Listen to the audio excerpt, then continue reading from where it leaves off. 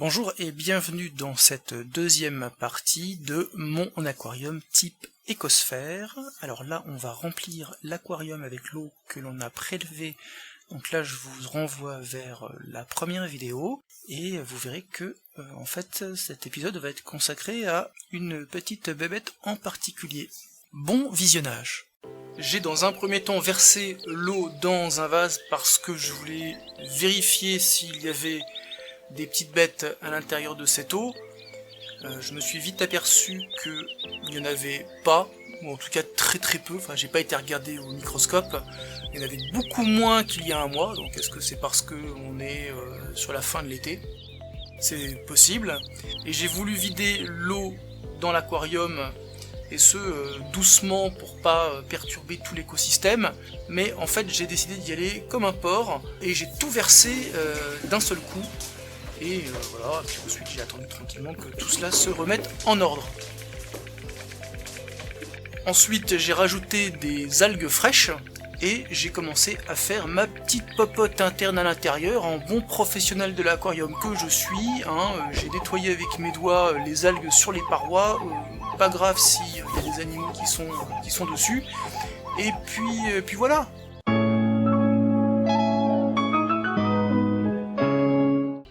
Vous vous rappelez peut-être que dans la première partie, on me voit récupérer de la boue dans un vase. J'étais en train de regarder le bocal pour voir s'il y avait des choses dedans. Et quelle ne fut pas ma surprise quand j'ai vu un gros truc bouger dedans. Et j'ai vu que c'était une espèce de grosse crevette.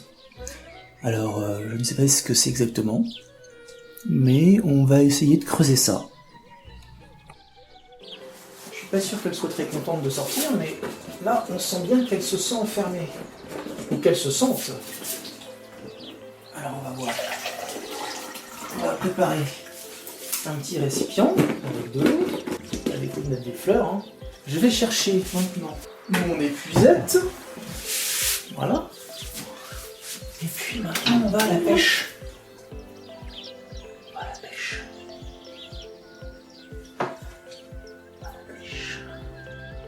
Moi je savais pas qu'il y avait des crevettes dans l'eau douce, enfin des crevettes comme ça, je m'attendais pas à ça, Et puis elle est toute calme. Hop. Voilà. On va se rapprocher. Eh ben je vous présente ma nouvelle copine, ma crevette. Alors si je la mets dans mon aquarium, qu'est-ce qui va se passer? Parce que moi je ne sais pas ce que ça mange. Allez, c'est parti pour la crevette dans l'aquarium.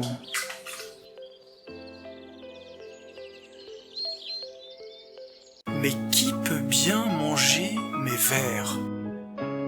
Quand je mets des petits vers comme ça congelés dans l'aquarium, et je l'ai fait ce matin, 3 heures plus tard, il n'y en a plus un seul. Donc j'ai remarqué à plusieurs reprises que ça disparaissait assez vite. Je ne sais pas qui les mange. J'avoue quand même que j'ai ma petite idée. En combien de temps? J'ai l'impression que même ils se dissolvent tout seuls, tellement ça part vite.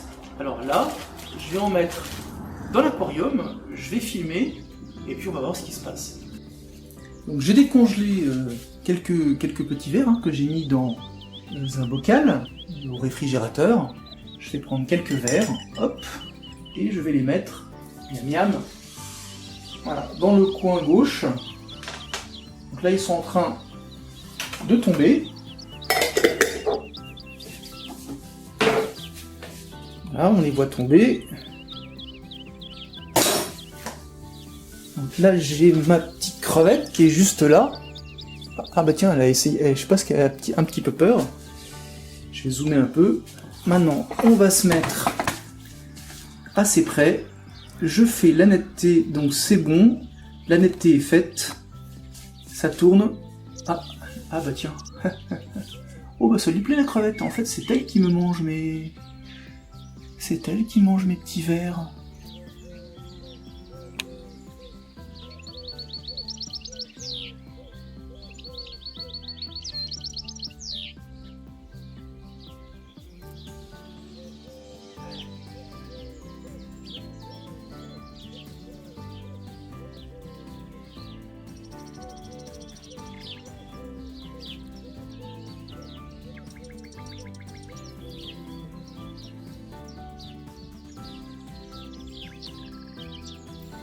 Maintenant que notre petite crevette a bien mangé, eh bien, je pense qu'elle est en train de se nettoyer les pattes.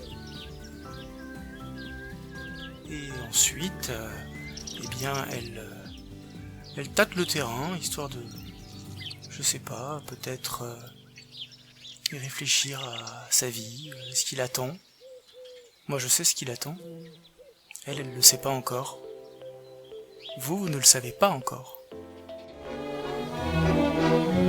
T'as de beaux yeux, tu sais. Et la voilà, elle repart, elle a fini de manger, de se reposer. Et elle s'en va faire un petit tour dans son aquarium.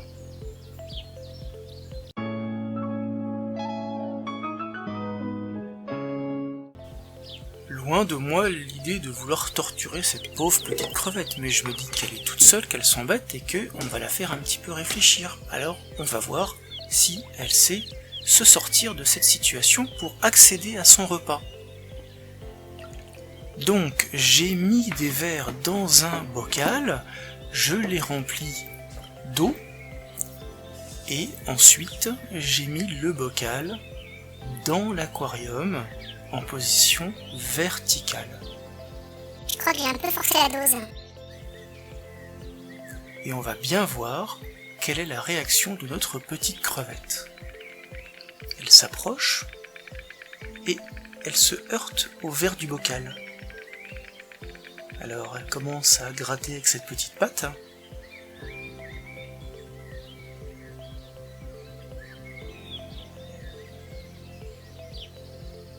Elle se demande ce qui se passe, elle semble totalement déconcertée.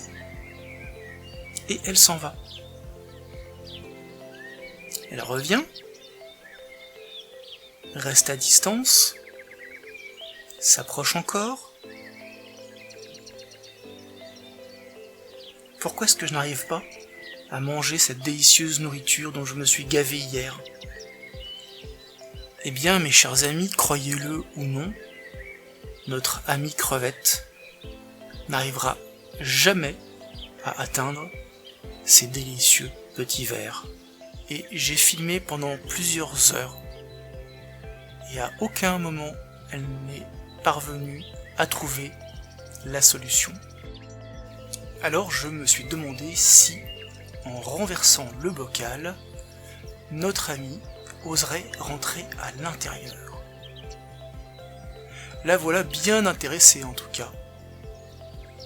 Mais croyez-le, ce ne fut pas si facile.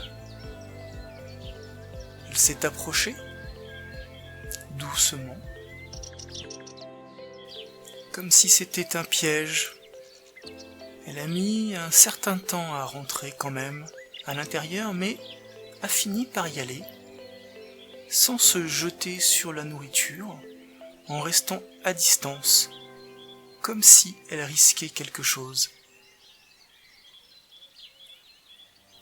Et puis elle s'est approchée et ressortie. Là, j'ai l'impression qu'elle m'appelle à l'aide, pour que je l'aide, pour que je retire ce bocal. Mais je la laisserai se débrouiller toute seule. Donc elle est rentrée, elle est ressortie plusieurs fois, tâtant la nourriture de ses antennes, sans rien manger. Alors là, cette technique-là, ça aurait marché quand le bocal était vertical, mais là, ça ne marche pas. Puis, finalement, elle est re-rentrée, et a saisi quelques verres et est ressortie avec. Et curieusement, elle ne reviendra jamais dans le bocal pour se nourrir. Alors, est-ce qu'elle a eu peur? Est-ce qu'elle n'avait plus faim? Ça, on ne le saura jamais.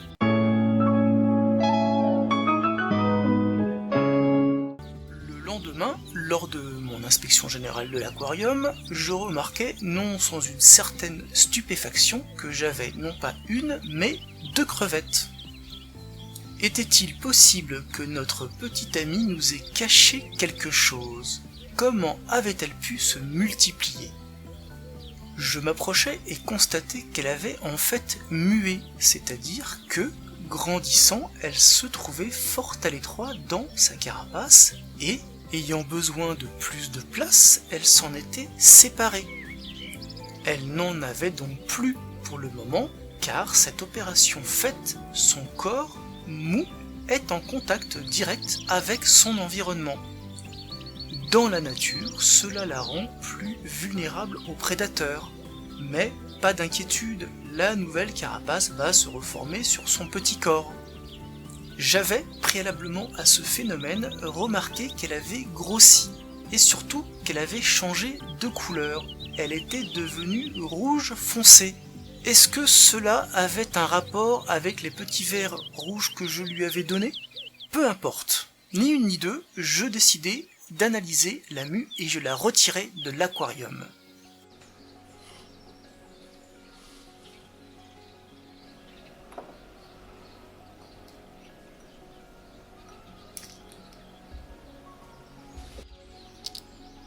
Alors là, ça c'est craquant. Et en fait, le corps derrière,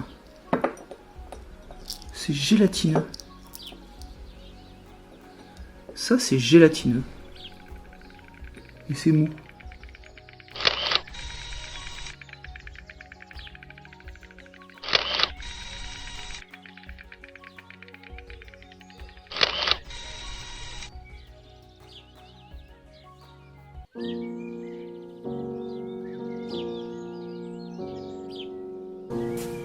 Et bien voilà, quelques heures après avoir mué, la crevette est morte. Alors qu'est-ce qui s'est passé? Ça, je ne sais pas du tout. Est-ce qu'elle a trop mangé? Est-ce que les conditions n'étaient pas réunies pour qu'elle puisse survivre? Est-ce qu'elle avait assez d'oxygène? J'en sais rien. Mais c'est bizarre qu'elle ait mué puis qu'elle soit morte juste après.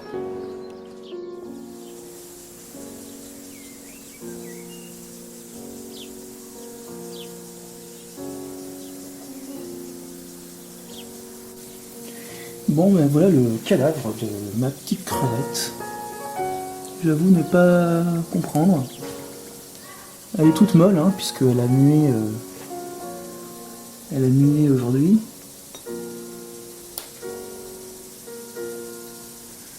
C'est bizarre. On dirait une écrevisse en fait. Qu'est-ce qu'elle a eu? Un choc. Est-ce qu'elle a subi un choc quelconque? C'est quand même bizarre. Quelques renseignements glanés sur la toile, j'ai pu lire les éléments suivants. La mue perturbe considérablement l'organisme de la crevette. En période de mue, la crevette est particulièrement vulnérable étant donné la fragilité de sa toute nouvelle carapace récemment formée. En effet, la barrière physique que constitue la cuticule n'est pas encore complètement fonctionnelle. L'animal doit faire appel à ses réserves corporelles pour durcir et calcifier sa cuticule. Et pourtant on l'avait bouffé la veille. Cette étape est propice à la survenue de maladies. Il a ainsi été démontré la plus grande sensibilité des crevettes au White Spot Syndrome virus lors des stades A et B de post-mue. Bon, visiblement, faut un bac scientifique pour élever des crevettes. D'autre part, le choc osmotique déstabilise leur milieu intérieur. Elles absorbent beaucoup d'eau. Le fonctionnement des cellules se retrouve très perturbé par cette grande variation. Il sera alors utile d'avoir recours à des osmorégulateurs pour contribuer au maintien de l'intégrité des cellules. Pauvre crevette. À peine arrivée, déjà partie.